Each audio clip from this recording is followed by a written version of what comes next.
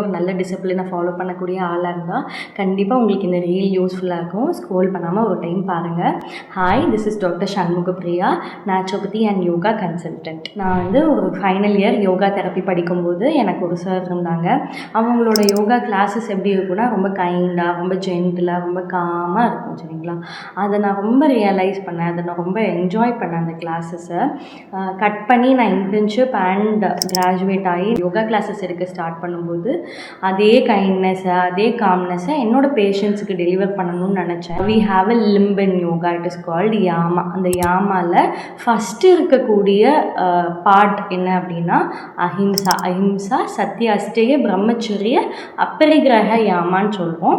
அப்போ அஹிம்சா அப்படின்னா என்ன? நான் வைலன்ஸ். நான் வைலன்ஸ்னால் யூஸ்வலாக நமக்கு காந்திஜியோட ஃபோட்டோ ஞாபகம் வரும். நமக்கு வந்து அந்த ஆல்கஹால் எடுக்கக்கூடாது, மீட் எடுக்கக்கூடாது, அது மட்டும்தான் அஹிம்சாவா அப்படின்னு கேட்டால் கண்டிப்பாக இல்லை. Nonviolence to other creatures மட்டும் அஹிம்சா இல்லை. நான் வைலன்ஸ் டு ஆர் செல்ஃபும் அஹிம்சா தான். நமக்கு நாம் கைண்டாக இருக்கிறது, அதில் அவேர்னஸாக இருக்கிறது. Whether we are judging our self, whether we are hurting our self, நமக்கு நாம் ரொம்ப ஜென்டிலாக இருக்கோமா, நம்ம பாசமாக பார்த்துக்கிறோமா, இது எல்லாமே அஹிம்சா தான். என்ஷூர் பண்ணுறதுக்கு என்ன பண்ணணும் மேம் அப்படின்னு கேட்டால், ஒரு சின்ன நோட் புக் எடுத்து டெய்லி நைட்டு தூங்க போகிறதுக்கு முன்னாடி எனக்கு நானே ஹார்ஷான வேர்ட்ஸ் யூஸ் பண்ணேனா, என்ன நானே டீக்ரேட் பண்ணுற மாதிரியான விஷயங்கள் இன்றைக்கி நான் பண்ணேனா அப்படின்னு சொல்லி எழுதுங்க.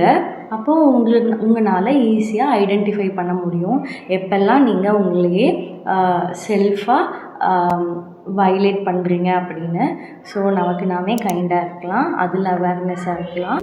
Yoga is not about only stretching, it is about transforming your behavior. Bye.